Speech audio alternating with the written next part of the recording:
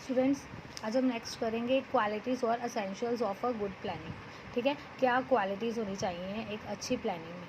सबसे पहले तो वो सिंपल होना चाहिए। Plan should be simple and easily understandable, only then it can prove to be effective. जो भी प्लान है ये बिल्कुल सिंपल होना चाहिए और ईजिली अंडरस्टैंडेबल, मतलब हर किसी को ईजिली समझ आ जाए।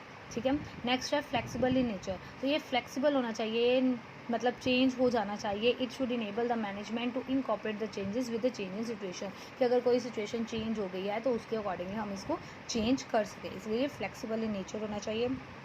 क्लैरिटी में क्या है कि जो प्लान है इस हम बना रहे हैं उसके जो बिज़नेस के जो भी ऑब्जेक्टिव्स, रूल्स, पॉलिसीज़, प्रोसीजर्स हैं वो क्लियर होने चाहिए। ठीक है, हर एक प्लान में, ताकि जो भी एम्प्लॉयज़ हैं उनको ईजिली समझ लग जाए। ठीक है, next specific rather than general. ये स्पेसिफिक होना चाहिए, आम नहीं होना चाहिए, कुछ स्पेसिफिक होना चाहिए। More specific the plan is, lesser are the chances to misunderstand it.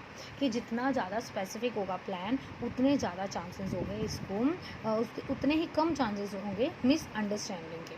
ठीक है, तो the organisation goal should be clearly defined. जो बिजनेस का गोल है वो क्लियरली डिफाइन होना चाहिए। जो मेथड्स हैं, ठीक है, वो भी should be methods to achieve them should be interpreted to the minutest detail in order to avoid confusion. जो मेथड्स हैं, मतलब हमने जो बिजनेस का गोल है अचीव करना है, ठीक है, उसको कैसे अचीव कर सकते हैं, उसके जो मेथड्स हैं वो हमें ईजिली समझ लग जाए, ताकि कोई भी कन्फ्यूज़न क्रिएट ना हो।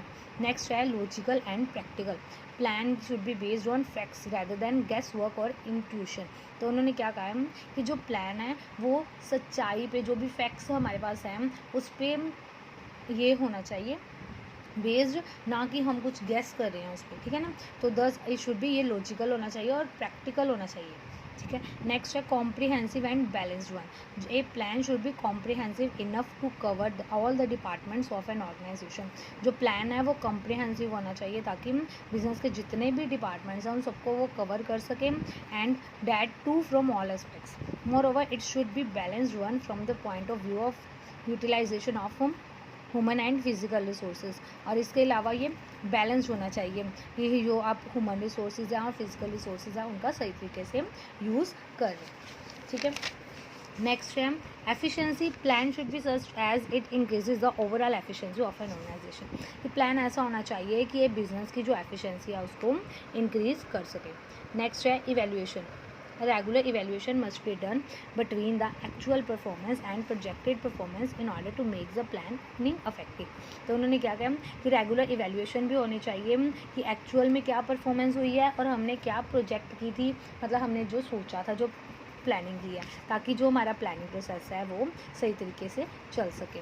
Economic cost of planning should be according to the economic resources of an organisation. The expenditure on planning should not be more than its benefits. Economic होना चाहिए, ये नहीं है कि ये हमें जो प्लानिंग से बेनिफिट मिलना है वो कम मिले और इस पर खर्चा हम ज़्यादा करें। ठीक है, तो ये सारे थे इसके क्वालिटीज़ एक अच्छे प्लान की। नेक्स्ट है प्लानिंग एंड फोरकास्टिंग। प्लानिंग तो आपने पढ़ ही लिया क्या होता है, और फोरकास्टिंग क्या होता है। Forecasting predicts future.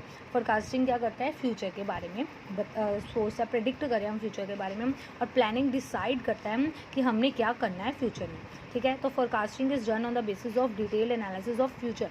जो फोरकास्टिंग है वो कैसे होती है, फ्यूचर की हम डिटेल एनालिसिस करते हैं, उसके बेस पे ये डिपेंड होती है। And the future situations and conditions are projected through forecasting. और फ्यूचर की जो सिचुएशंस एंड कंडीशंस वो क्या हम फोरकास्टिंग के थ्रू प्रोजेक्टेड की जाती हैं। And then planning process starts, उसके बाद ही प्लानिंग प्रोसेस स्टार्ट होता है। मतलब फोरकास्टिंग में आप पहले प्रेडिक्ट कर रहे हो फ्यूचर के बारे में, जब आपने प्रेडिक्ट कर दिया तो फिर उसके बेस पे ही सारी प्लानिंग होती है। ठीक है, फोरकास्टिंग के बाद प्लानिंग स्टार्ट होती है। ठीक है, तो इसके साथ ही आपका ये जो चैप्टर था प्लानिंग का वो कंप्लीट हो गया। अब आप इसको अच्छे से लर्न कर लें। Okay, thank you.